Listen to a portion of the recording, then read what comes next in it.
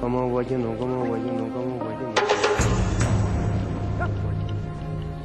Comment voyez nous, comment voyez nous, comment voyez nous, comment voyez nous. Comment voyez nous, comment voyez nous, comment voyez nous, comment voyez nous, comment voyez nous. Comment voyez nous, comment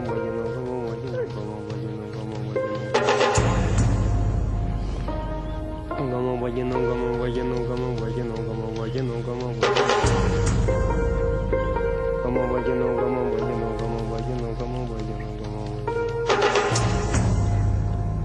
Comment voyez nous, comment voyez nous, comment voyez nous, comment voyez nous, comment voyez nous, comment voyez nous, comment voyez nous, comment voyez nous, comment voyez nous,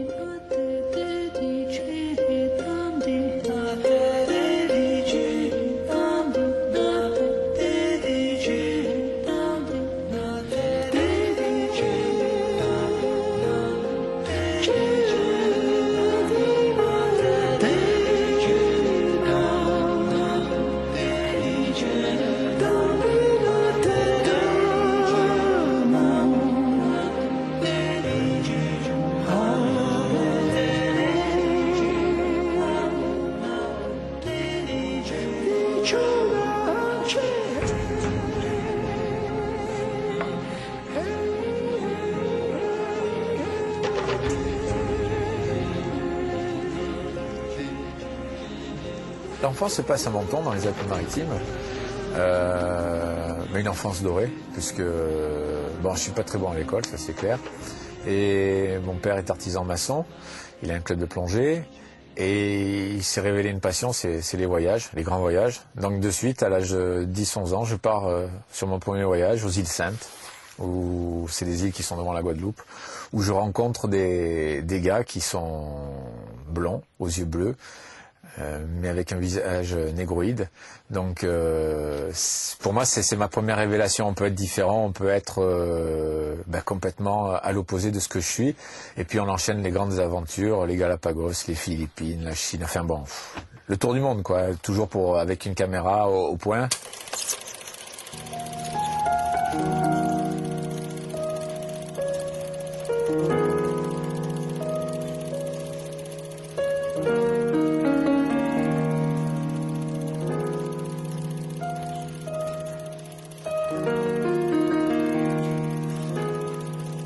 Quand je faisais mes devoirs, donc ma mère m'enfermait dans ma chambre, obligé. Je faisais les devoirs, j'avais une map monde et je passais des heures à regarder la map monde. J'étais tout le temps en voyage quoi. Et quand ma mère ouvrait la porte, j'étais pas là quoi. J'étais pas là et ils ont baissé la garde de suite. Ils ont compris que j'étais un rêveur quoi, un grand rêveur. Ma mère c'est une Braccini, donc je lui sens corse quoi. Et j'arrive à Ajaccio la première fois, j'ai 4 ans sur le comté de Nice. Donc je vais découvrir pour la première fois la Corse et je suis fasciné parce que c'est la première fois que je vois les sangliers, je vois les cochons, je vois un tas de choses. Et puis la Corse, c'est voilà, c'est dans mon sang, c'est la Corse quoi. Donc voilà ma jeunesse. Puis comme je suis pas bon à l'école, à l'âge de 18 ans où je pars faire, je devance mon appel. Je devance l'armée pour faire mon service militaire. Je croyais bêtement, innocemment, qu'en étant dans la Marine nationale appelé, je pouvais être plongeur. Ça, je croyais. Et puis on m'a dit, les diplômes civils ne valent rien dans l'armée, il faut s'engager. Au revoir, merci, on va m'engager, hors de question. Ensuite, je suis un peu rebelle. Donc, quand j'arrive à l'armée, je tombe sur des officiers qui sont un peu les caricatures des légionnaires d'Astérix et Obélix en Corse. Hein. Donc là, de suite, on s'accroche et je me retrouve en bataillon disciplinaire. Donc bataillon semi-disciplinaire, pardon. Donc ça s'appelle les peaux nèves, les chiens jaunes, pour ceux qui connaissent. Je me retrouve sur un porte-avions, un peu comme dans une prison, et on se retrouve sur le large du Beyrouth, où on fait des opérations qui deviennent de plus en plus difficiles, et jusqu'au jour où j'ai cet accident qui me coûte une jambe, quoi. Donc il y a un Crusader, c'est un avion de chasse qui pèse 16 tonnes, le numéro 40, il vient d'apponter. Il a crocheté un câble, une élingue, et pour s'arrêter, donc très rapidement, 75 mètres. Et de là, on doit le mettre dans le hangar.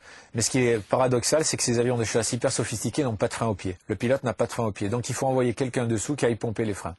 Donc il y a quelqu'un qui va sous l'avion pomper les freins. Et puis il sait pas faire, parce qu'il vient d'arriver, il vient de débarquer, il a peur. Donc un officier me demande d'y aller dessous, on est tous habillés pareil, à la tour de contrôle.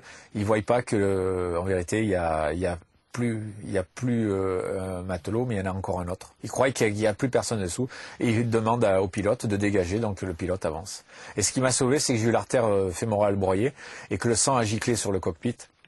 Ce qui a permis au pilote de comprendre qu'il y avait un accident. Il a freiné de suite. Et là, on a réussi à me sortir. Et on a mis 10 jours pour me rapatrier en France avec tout ce que ça engendre, c'est-à-dire la gangrène, une souffrance extrême. Mais malgré tout, je suis vivant pour pouvoir le raconter. Après, j'arrive à Sainte-Anne, à l'hôpital des armées, enfin de la Marine nationale à Toulon. Je suis le héros. Je suis le héros de service. J'arrive de mer, le Liban, machin, ci, là. Et puis, il y a une infirmière, Cécile. Il y a des noms qu'on peut pas oublier. Qui, le 9 juin 83, elle perd son père. Donc le même jour, on a quelque chose de très fort. Elle me dit, ben écoute, je sais que tu étais un grand sportif, je vais descendre dans la salle de muscu. Donc j'étais en fauteuil. Non, j'étais avec des cannes. Donc je remarchais, enfin, sur une jambe. Et quand j'arrive dans la salle de muscu, il y avait des miroirs. Et là, je peux vous dire que j'ai pris une claque dans la gueule. Je me suis vu dans un miroir. Et là, j'ai vu déjà quelqu'un qui avait perdu, je sais pas, 25-30 kilos. Donc c'était énorme, j'étais un squelette. Et je regarde le miroir, j'arrive pas à croire que c'est moi dans le miroir. Là, je comprends que... Mais en même temps, j'ai ce côté où je rebondis. Je suis un chat. Je retombe sur les pattes. Mon père vient et me fait comprendre que j'ai pas à me plaindre. Parce que la vie, elle est pas faite pour se plaindre. Ou alors, on se met une balle dans la tête. Donc, dans ma tête, de suite, je me dis, je traverserai la Méditerranée à la nage. Je sais pas pourquoi. Hein. Bon, je suis méditerranéen, c'est clair, mais... Et donc, je me lance déjà ce premier défi, et en vérité, je n'ai jamais effectué cette traversée. Mais ça m'a permis de pouvoir me bouger les fesses.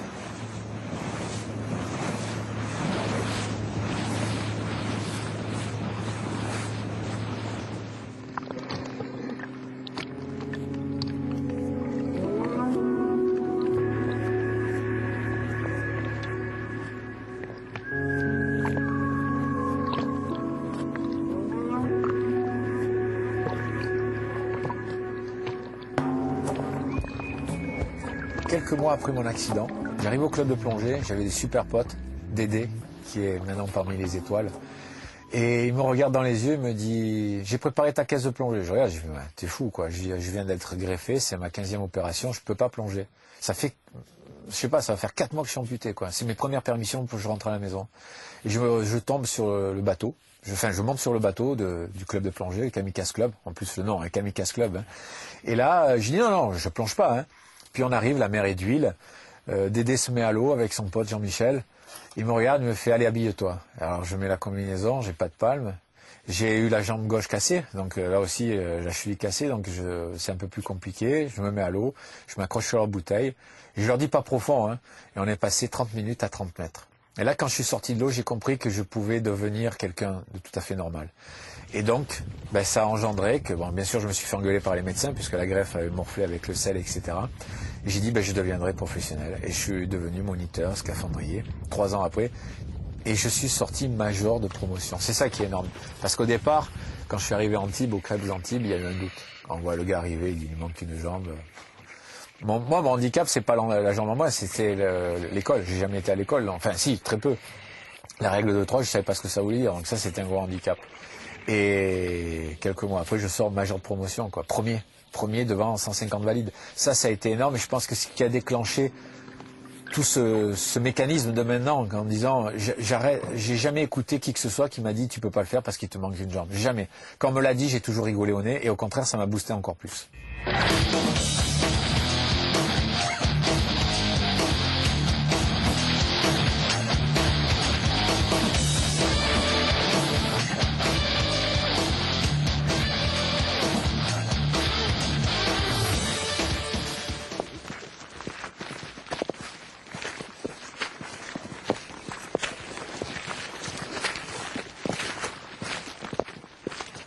Franck, c'est une force, une énergie et surtout un écorché vif. Voilà, c'est une sensibilité à fleur de peau et c'est justement dans sa souffrance qu'il a puisé cette force. Je pense que c'est tous les événements et entre autres l'amputation qui ont fait qu'il a cette force de caractère, cette volonté et une ouverture aussi. quelqu'un qui apporte une ouverture. Enfin, pour moi personnellement. Hein. Voilà, il y aura peut-être d'autres mots. Je crois que je serai intarissable sur le sujet aussi. Donc, bon, concernant ses qualités. Après, le défaut, c'est quand même quelqu'un de très cabochard. Voilà. Donc, voilà comment je pourrais traduire le personnage. Quelqu'un qui fait vibrer. Quand on frise la mort comme je l'ai frisé, ça permet d'apprécier chaque jour. Chaque jour, pour moi, c'est le plus beau jour de ma vie. Ensuite, il faut parler matériellement existant. J'ai une très grosse pension de guerre qui tombe tous les mois. Ça permet de rester sans travailler, qui est un luxe à notre époque. Je dis pas que je suis riche, mais j'ai de quoi vivre tranquillement sur mon bateau sans avoir la nécessité de bosser.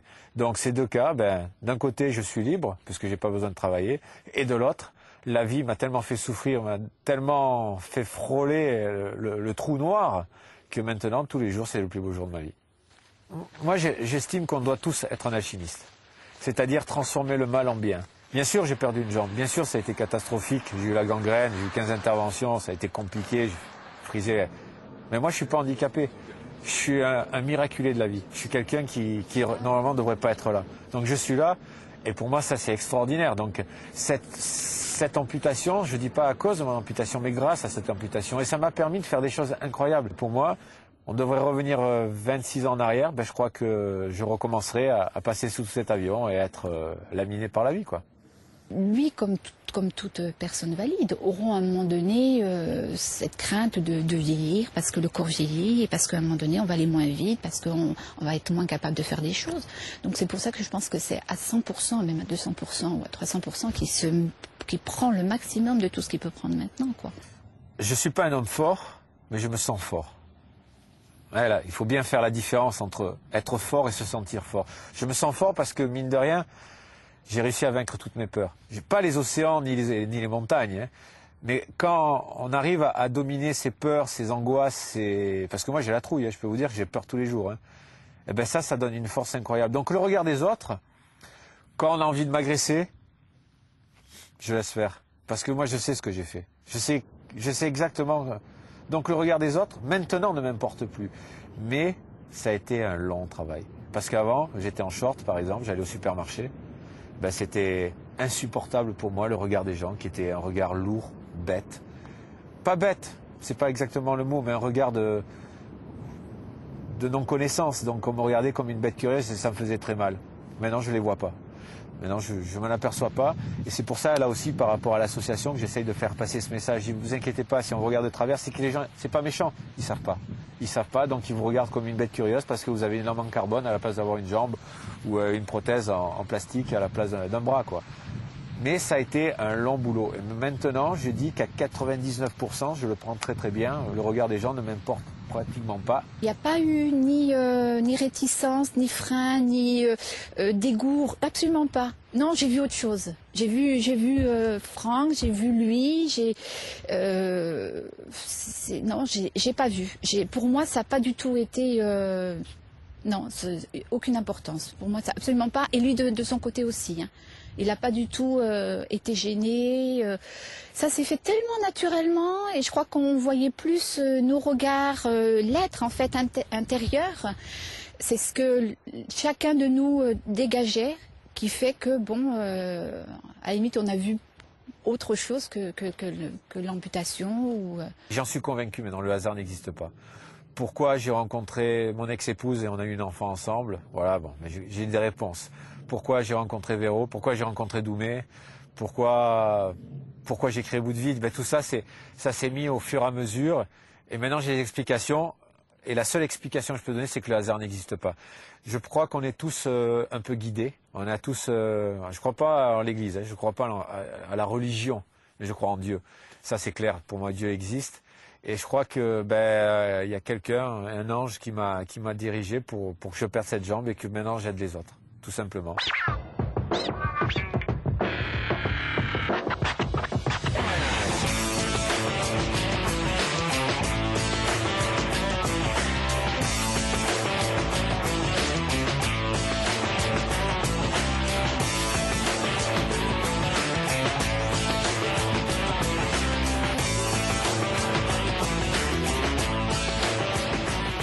Il y a une grande montagne qui part d'ici d'Alaska, qui descend, qui descend, qui descend, qui descend, qui descend, qui descend, qui descend jusque là. Et donc ici, ça s'appelle la cordillère des Andes. Et là, je vais vous faire voir les photos qui ont été prises là-bas. Donc, je vous rappelle, qu'il me manque un morceau. Il y avait 2 copains à moi qui étaient pareils que moi, unijambistes. Donc là, on voit bien, si vous remarquez, Franck Festor, qui a une prothèse un petit peu différente de la mienne. On voit qu'il y a un petit problème, qu'il n'y a pas une jambe normale, quoi. C'est ça qui était beau. C'était une expédition, on était tous mélangés. Il y avait handicap, pas handicap, mélangés. Et en vérité, j'ai été plus haut que nos guides, le guide assistant, j'ai été plus haut que Fabien, que Véro, qui ont leurs 2 bras, leurs 2 jambes. Donc le handicap ne veut rien dire. Donc ça, c'est la tentative du sommet. Donc on a laissé notre camp de base et on est parti à minuit pour essayer d'arriver au sommet vers 11 h du soir. Et oui, donc on a marché toute la nuit pour pouvoir essayer d'arriver au sommet. Là, on est déjà à 6300 mètres d'altitude. Alors je vais vous faire une démonstration à 6300 mètres d'altitude, comment on marche. Le sac à dos, les bâtons, et je n'exagère pas, c'est la vérité.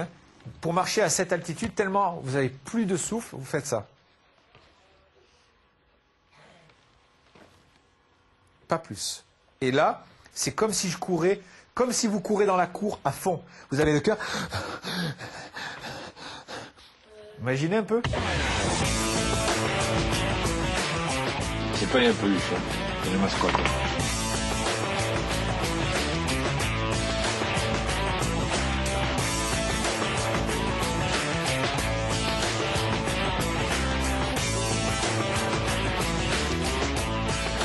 Quand on met bout de vie à l'envers, ça fait vie debout. Et puis le logo, c'est un dauphin. Un dauphin qui est le symbole de la liberté, enfin pour moi qui suis habitant de la mer. Et ce dauphin, il a la queue coupée et malgré tout, il saute, malgré tout, il vit. Puis derrière le logo, le dauphin, on a ce soleil qui sourit, qui fait un clin d'œil. Donc vraiment, je crois que sur ce symbole du dauphin avec le soleil, c'est vraiment le symbole de bout de vie. Je leur dis, écoutez, on ne va pas parler d'amputation, on ne va pas parler de prothèse, on ne va pas parler de choses noires. Voilà, maintenant on est comme on est, maintenant on va vivre et on va vivre plus qu'avant, à fond, et on va faire des choses extraordinaires. La principale, vraiment le but de l'association, c'est d'organiser au moins 1 fois par an un stage de plongée ici à Bonifacio, où pendant 1 semaine, une dizaine de personnes sont invitées des 4 coins d'Europe, je dis bien d'Europe, même plus de France, d'Europe, pour participer à un stage de plongée sous-marine, de kayak, de voile, d'hélicoptère, de jet ski, avec un concert privé. Et cette semaine, en vérité, c'est une excuse pour qu'ils soient pendant une période assez courte, mais assez longue en même temps, dans mon intimité, pour leur faire voir qu'avec une patte en moins, ou un bras en moins, ou les deux bras, on peut faire des milliards de choses. Seulement, il faut s'en donner les moyens. Ça tombe pas du ciel. Bout de vie, la manière que je l'ai fait, c'est en me battant, c'est en essayant d'ouvrir des portes incroyables. Les aventures, c'est exactement pareil. Donc pendant 1 semaine, ils touchent à ça. Donc après, c'est à eux, à la fin de cette semaine, à savoir s'ils ont envie de continuer ou pas. Je sais qu'il y en a qui ont continué à vivre et à faire des choses incroyables, pas forcément des exploits d'aventure, mais à trouver une femme, à trouver un emploi, à aller en boîte de nuit, à aller refaire du vélo, marcher, jouer au foot. Donc ben voilà, ça c'est la première chose. Ensuite, depuis 2 ans, dans mes aventures, j'essaye d'amener des amputés avec moi. Donc l'année dernière, j'ai amené 4 jeunes en Antarctique. Donc on a navigué, les Malouines, Géorgie du Sud, péninsule Antarctique. Cette année, j'ai amené 2 personnes avec moi sur l'aventure en Argentine. Tout ça hors du handicap, hors de la Fédération Française Handisport. On leur dit, vous êtes des handicapés, faites les choses avec les handicapés.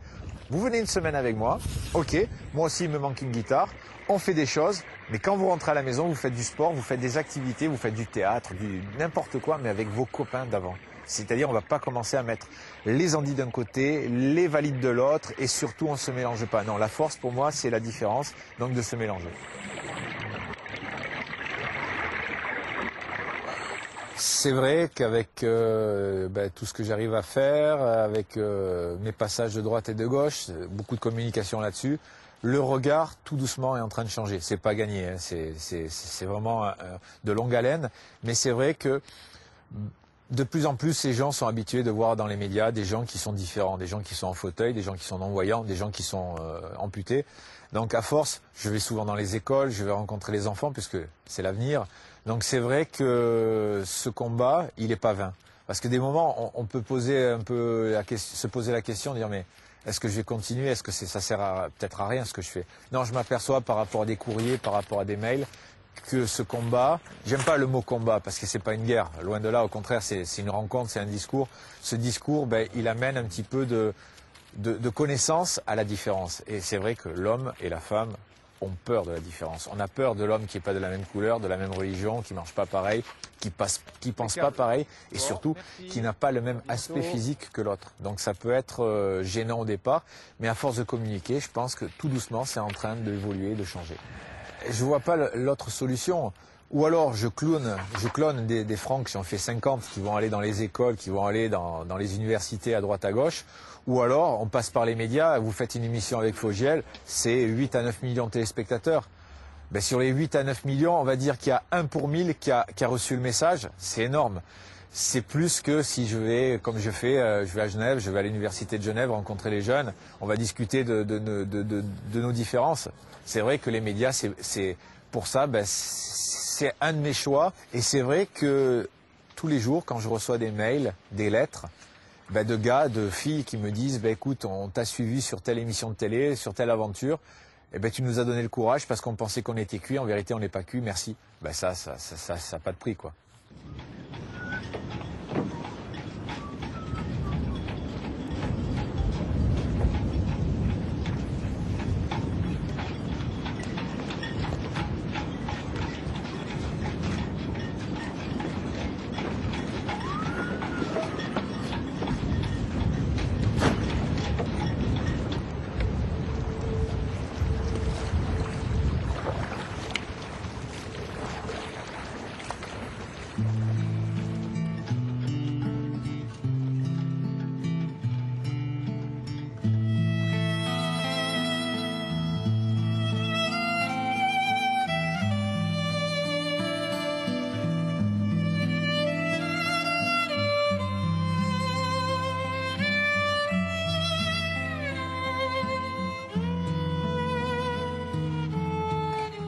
C'est malgré tout l'association qui l'amène à aller à partager ce qu'il a créé, cette association, pour ce message qu'il transmet à travers cette association.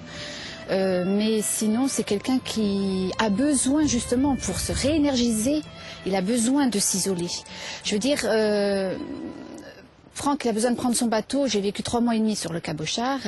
J'arrivais, il était parti aux îles Lavezes. Je veux dire, c'est quelqu'un qu'on ne peut pas retenir, qu'on peut pas, c'est un oiseau de mer. Donc il est nécessaire qu'il puisse se ressourcer. C'est une façon de faire le vide à l'intérieur, de se remettre en question et après de pouvoir redonner aux autres. Voilà, c'est surtout durant les stages, c'est très lourd aussi à porter, à gérer, etc. Je veux dire, il les laisse une énergie incroyable. Donc, pour moi, c'est nécessaire. C'est quelqu'un qui est solitaire, qui a de ses besoins de solitude, mais à la fois qui a besoin de partager. D'où ma présence à la limite, ou le fait qu'on soit encore ensemble, justement parce que je lui laisse aussi cette liberté. Si je suis souvent seul dans la nature, c'est que j'ai tellement de choses à prendre d'elle. J'ai tellement d'histoires à entendre d'elle que j'aime être seul, parce que c'est vrai qu'être accompagné, souvent, ben, on n'a pas le contact direct avec la nature. Donc c'est vrai que j'aime bien cette solitude qui me permet de pouvoir être en vraie connexion avec la nature, avec les cailloux, avec le vent, avec les senteurs, et surtout avec moi-même. Et c'est vrai que par moments, la société peut me déranger, parce que elle est complètement anesthésiée par des fausses valeurs. Et avec la nature, on n'a pas des fausses valeurs, parce que quand le vent se déclenche, quand les tempêtes se déclenchent, on est dans le vrai. Et notre société, c'est souvent du théâtre, et c'est un côté fatigant. C'est peut-être pour ça que je la fuis de plus en plus.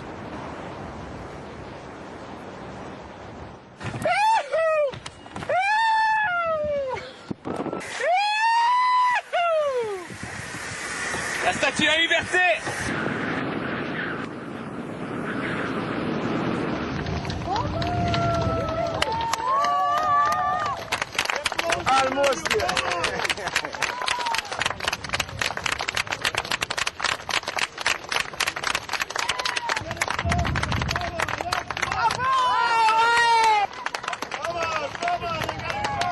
Un jour, par hasard, je tombe sur le récit de Joe Le Guen, navigateur, qui a traversé plusieurs fois des océans à la rame, qui est amputé suite à une traversée de tous ses orteils.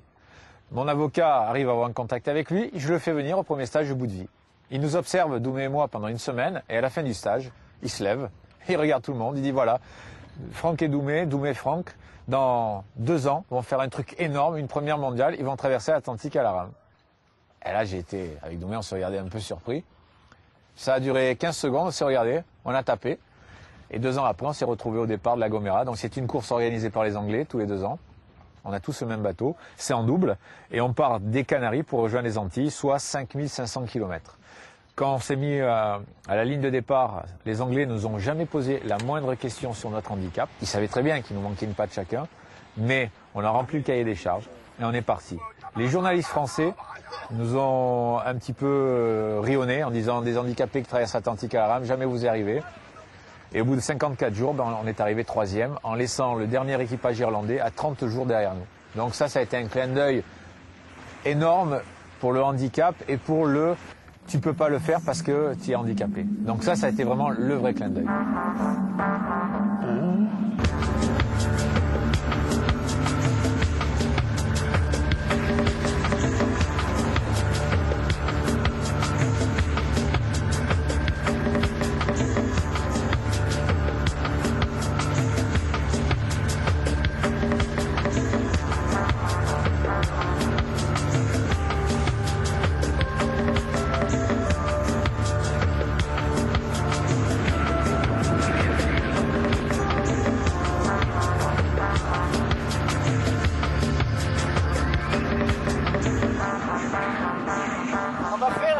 l'Atlantique à la rame.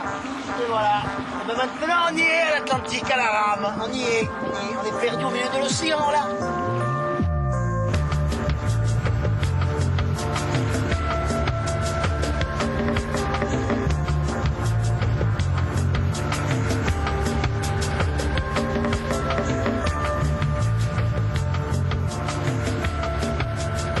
Voilà, ça c'est les mains de rameur.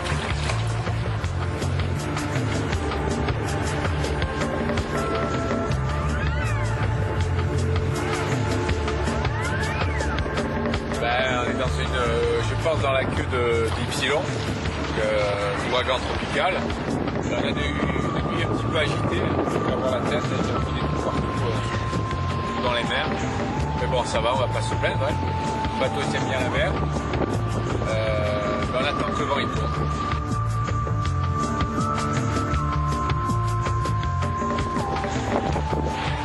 C'est le combien, Doumé? 43e. 43e jour. 43e jour de navigation. C'est mon anniversaire, donc j'ai des mots. Ma fille. J'ai l'anniversaire en petit papa Alice.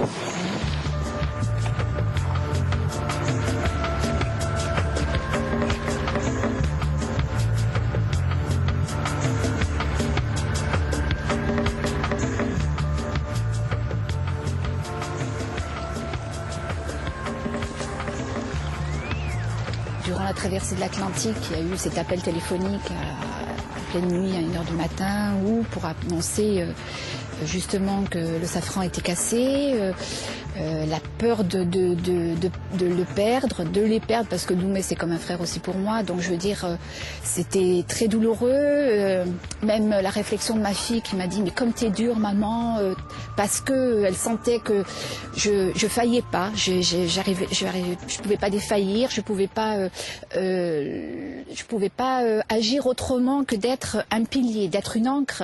En fait, je pense que je suis quelque part sa jambe qui lui manque, comme Franck est une épaule pour moi. Donc, de ce fait, je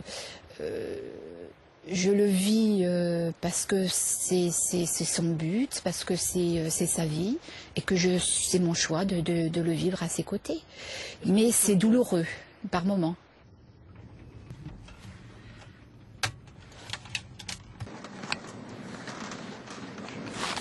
Un petit message à tous les amputés. Il faut y croire, il faut se battre jusqu'au bout. Regardez, je suis pas au pôle Nord, je n'ai pas traversé l'Atlantique à la rame. Alors il faut se battre, il faut avancer parce que la vie elle est magnifique.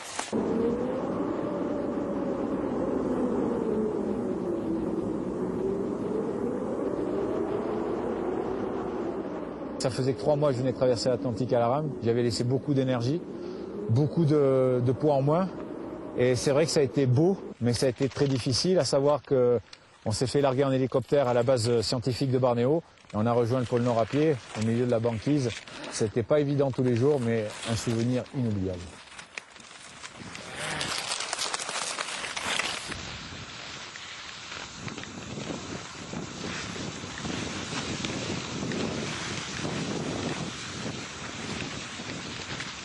Alors je suis en train de faire une vérification de ma prothèse et de mon moignon. Parce que j'enlève les gants, mais il ne faut pas faire ça vite quand même, parce qu'il fait froid. Pour voir s'il n'y a pas de problème. Et surtout si le froid n'a pas trop abîmé. Tout le monde m'avait dit ton moignon va geler et tu vas avoir gros problème. Donc les premiers temps, je vérifiais mon moignon, les blessures que j'avais, pour savoir s'il gelait pas.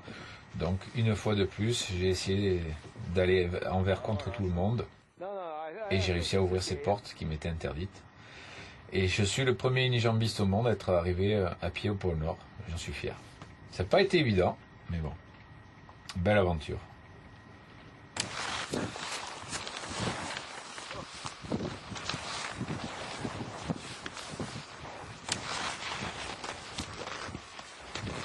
Impeccable.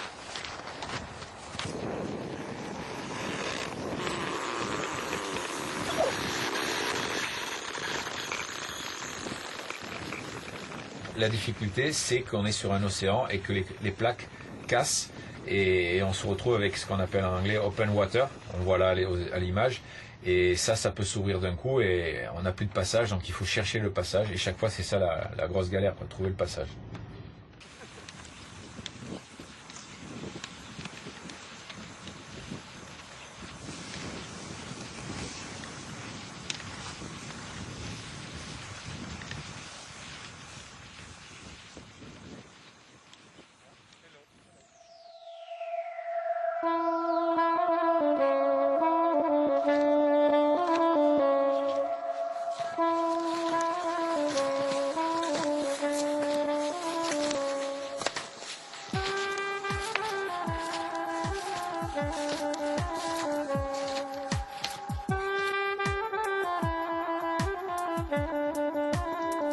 Pendant que je traversais l'Atlantique à la rame, Nicolas Dubreuil est tombé sur la banquise et il a gelé des mains et des pieds.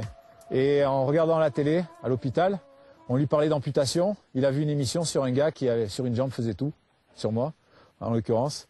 Et ce gars, il s'est dit, Nico, s'il arrive à faire ça avec une patte, même si on me coupe les mains et les jambes, je m'en sortirai. Et puis, de fil en aiguille, on s'est rencontrés. Et un jour, il m'appelle, il me dit, voilà, je pars traverser le Groenland d'ouest en est sur les pas de Nansen. Je voudrais qu'on le fasse ensemble. Là, de suite, allez, feu, j'ai bombardé et on est parti sur cette aventure extraordinaire.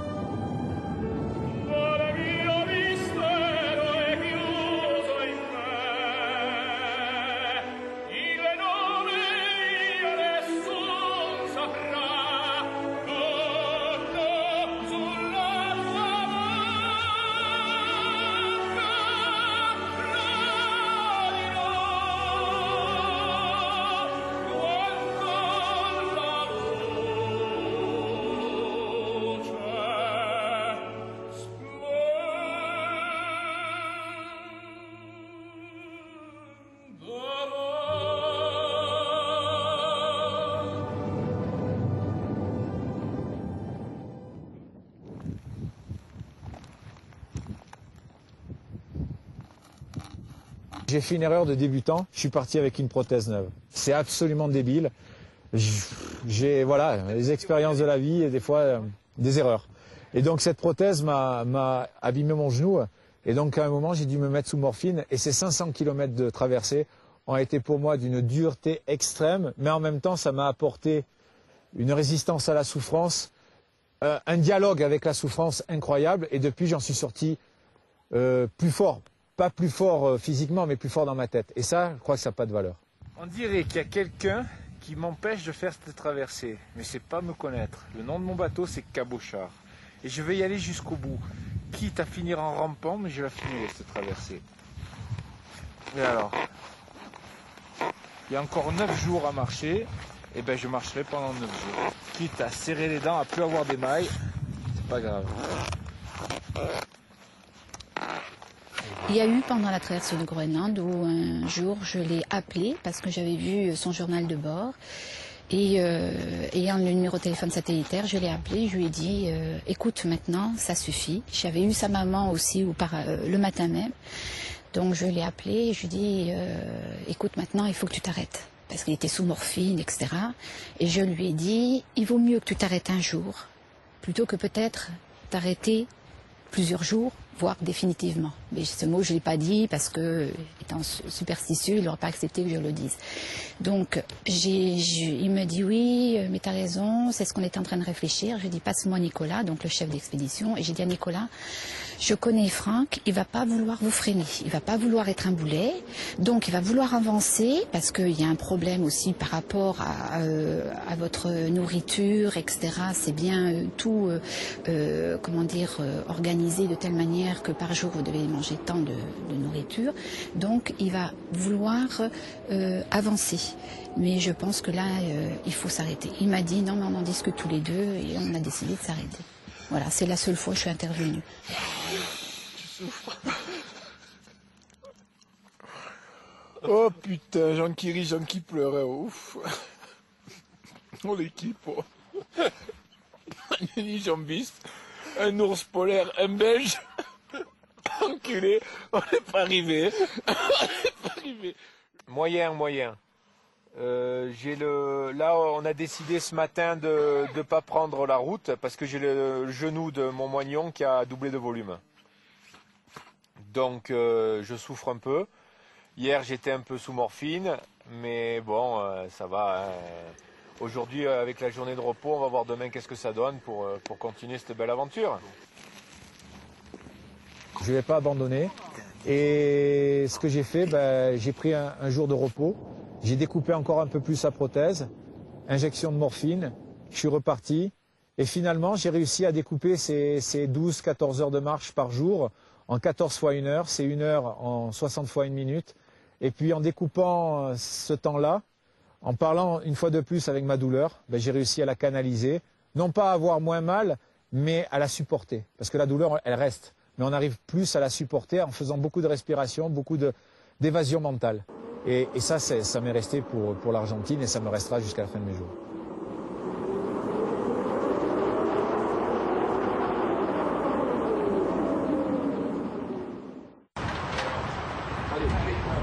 Allez, enlève-moi ton épave de là, allez. Ouais, fais-le tomber, Allez. Moi, ton épave de là. Allez. Ojal, où tu vas? C'est par là que ça se passe.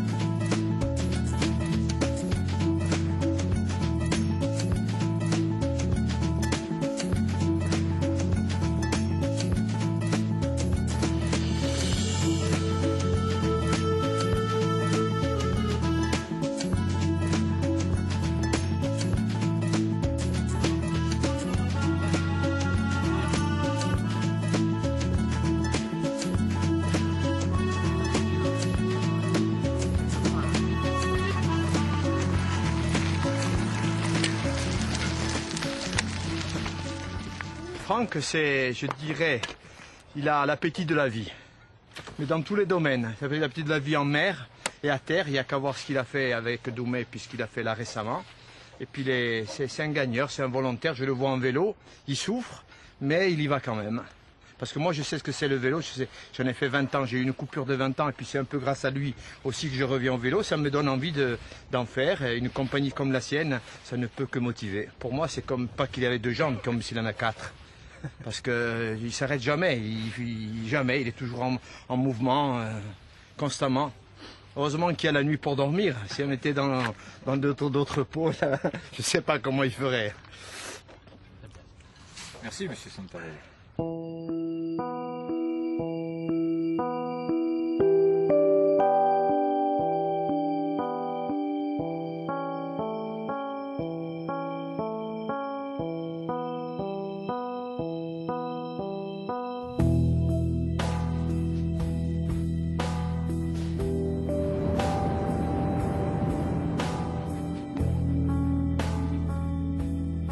on voit la beauté extrême qu'on a, quand on voit la qualité de vie qu'il y a, quand on voit qu'il n'y a pas encore de pollution, c'est la prudence.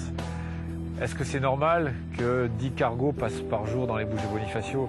Est-ce que c'est normal que pour un soi-disant tourisme, on arrive à envahir les Bouches de Bonifacio juillet-août d'une telle manière? Moi, je me pose une question, est-ce que tout ça c'est normal?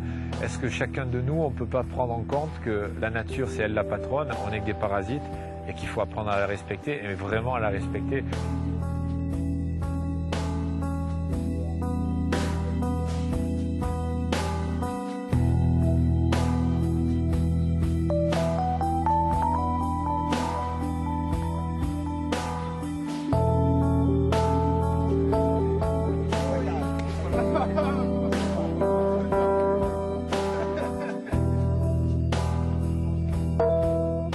Et la Vette, j'y étais, c'est toujours aussi beau, sauf l'été.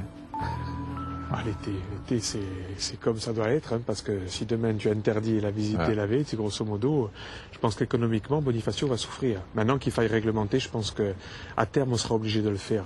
Surtout si on va vers la création du parc marin international, on n'aura pas le choix, Franck. Ouais, mais comment, à ton avis, vont réagir les gens qui travaillent avec ça? Parce que moi, j'y pense.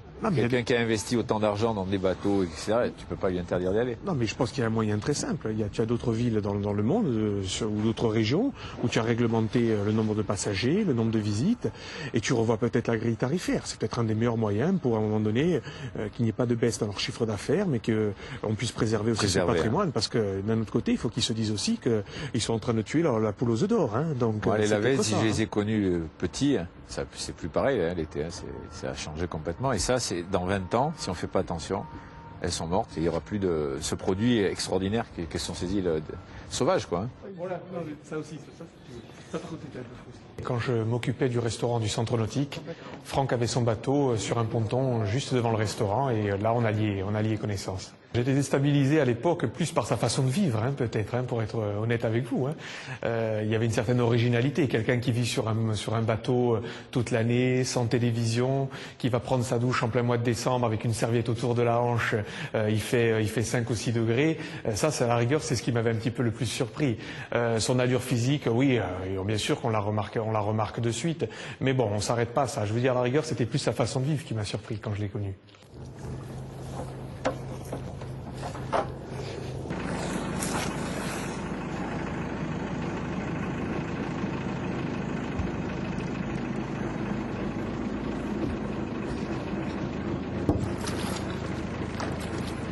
Et voilà.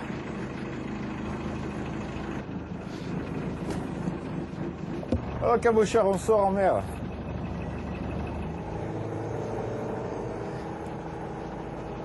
C'est ma liberté. Là, il me pète les plombs. Je pars, je vais en Grèce, je vais en Turquie. Je change d'endroit, je me mets au mouillage. Ça, c'est vraiment ma liberté. J'ai habité dans une maison, pas très longtemps. Et de me lever tous les matins, et j'avais vu sur la mer, sur le port, etc., de voir toujours le même dessin, le même décor, ça me rendait fou. Là, c'est ma liberté. Je fais comme j'ai envie, je vais où je veux. Je suis libre, comme un oiseau de mer.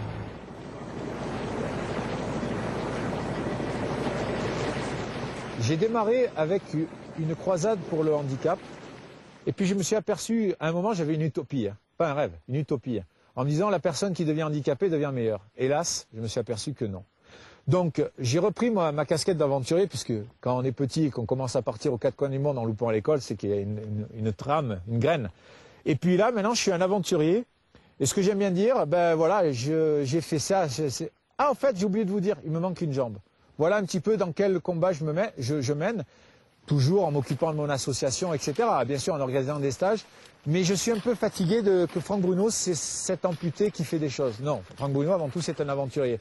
Et c'est un peu pour ça maintenant que dans mes dossiers de presse, dans mes interviews, j'essaye d'amener plutôt l'aventure. Le Pisis, où je suis allé grimper en Argentine, c'est une montagne qui n'est pas répertoriée, les cartes n'existent pas. On a fait 180 km pour pouvoir atteindre cette montagne en 4x4. Voilà, en un mois, on a croisé 4 chasseurs de trésors, d'or, chercheurs d'or. Donc bon, moi je suis d'abord aventurier. Bien sûr, j'ai amené sur ce coup-là deux personnes qui portent un handicap, qui sont amputées. Et je me suis aperçu que eux, avant d'être aventuriers, étaient unijambistes. Parce que ils en parlaient souvent, et je les adore, hein, mais Bon, ils avaient un discours qui n'est plus le mien. Moi, quand je suis avec mes potes, j'en parle jamais. Jamais une fois on va parler sur ma guibole. Jamais. Parce que je le vis tous les jours, parce que mon objectif c'est être aventurier pour l'extérieur. Parce que moi c'est pas l'aventure, c'est ma vie de tous les jours. Je m'aperçois au fil du temps que les limites c'est vraiment une invention de l'homme. Les limites c'est quelque chose qui est donné par notre société, par notre culture, par notre religion, par notre entourage. Donc si on arrive à démonter ce Lego, les limites, il n'y en a pratiquement pas. Bien sûr, il y a des limites. Il y a la petite voix qui est derrière qui m'a fait qu'au P10, je suis pas allé au sommet, je me suis resté à 6445 mètres d'altitude. Parce que je me suis dit, si tu continues, tu vas mourir. Et j'ai bien fait parce qu'il y a eu un accident grave d'une autre expédition.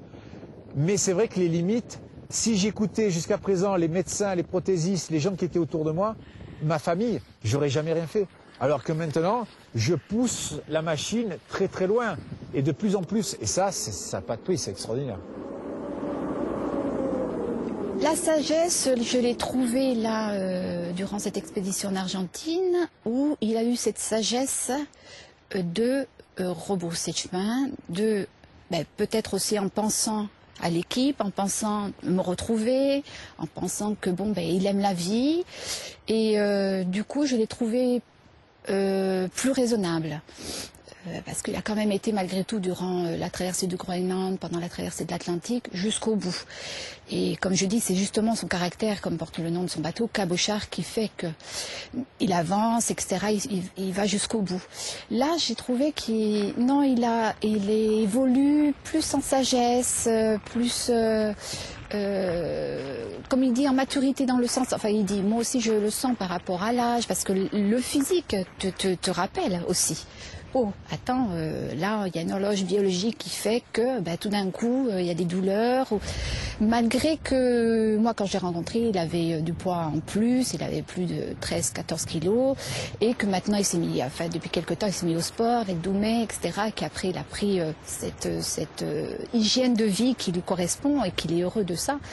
Mais, je veux dire, malgré tout, il faut pas oublier que le corps, il y a des moments, il dit, halte là. Qu'il a besoin de reconnaissance, ça vient aussi par rapport à son père. Besoin de... ça, c'est beaucoup de personnes, beaucoup d'hommes se retrouveront en lui. Parce que je pense qu'il a été blessé quand on lui a dit « tu ne peux plus », etc. Donc il a toujours voulu prouver que même avec une jambe en moins, on peut y arriver. Ça a donné des clés à d'autres personnes, ça donne des clés à d'autres personnes de dire « merde, mais purée, s'il le fait ». Un coup de téléphone dernièrement d'un jeune qui a dit « votre stage m'a permis de pouvoir refaire du triathlon ». Il était il téléphonait à Doumet, etc. Enfin, il était heureux comme tout. Je ne me souviendrai plus des noms des gars, plus le nom de l'équipe, mais c'est un des plus beaux jours de votre vie. Alors vivez-le avec plein d'énergie, plein de puissance comme vous savez faire. Et je suis vachement fier d'être avec vous, que vos anges gardiens vous protègent. Merci. Le mot à la mode, c'est coaching. On fait du coaching. L'année dernière, j'ai été engagé par l'équipe du hockey club de Genève-Servette, professionnelle en Ligue 1, pour parler du dépassement de soi. De plus en plus, des entreprises privées me font venir pour parler du dépassement de soi, de la reconstruction après un échec. L'échec, là, moi, c'était mon accident. Donc c'est vrai que je suis de plus en plus appelé sur le terrain et ça me plaît beaucoup parce que chaque fois c'est une remise en question d'être avec des hockeyeurs. Je connaissais pas le hockey sur glace professionnel, de surcroît en Ligue 1, donc il y a beaucoup d'argent comme le football. Et ça a été une expérience fabuleuse. Comme dans ces entreprises, j'ai été reçu par Peugeot, j'ai été reçu par des très très grosses boîtes. Et chaque fois un challenge de rencontrer ces gens qui eux ont un niveau d'études extraordinaire. Et je m'aperçois qu'en vérité la plus belle école, c'est l'école de la vie.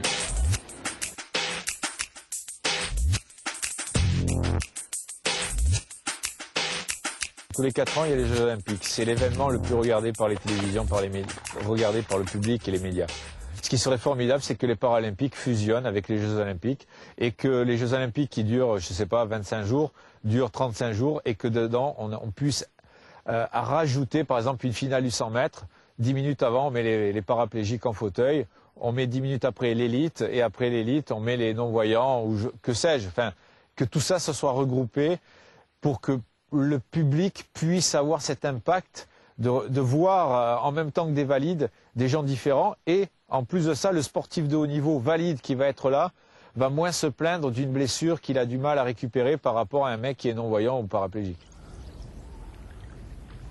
J'aimerais que par rapport à certains aventuriers, on ne dise pas que j'ai été un conquérant de l'inutile, que le mec, non, il y a tellement d'années, il a apporté un petit peu de bonheur à plein de gens qui n'y croyaient plus, tout simplement. Après qu'on parle de mes aventures ou pas, peu importe, mais que toutes les personnes qui sont passées dans mes pattes puissent dire un jour, tiens, un jour, je ne me rappelle plus son nom, son prénom, où il était, mais ce mec-là, il m'a donné la patate. Voilà. C'est ce que j'aimerais laisser comme une trace de quelqu'un qui a pu donner un peu de sourire à ceux qui n'y croyaient plus.